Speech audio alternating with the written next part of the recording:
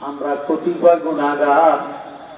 আল্লাহ এই জাতির ঐতিহ্যবাহী সুহাদায়ে কারবালার স্মরণে রাব্বানি গুরু শরীফ উদযাপন উপলক্ষে আজকে আমরা করুণার আশা করি ভিখারি বেশি কাঙ্গালের মতো তুমি খোদার রহমতের দরবারে দুইটা হাত তুলতেছি।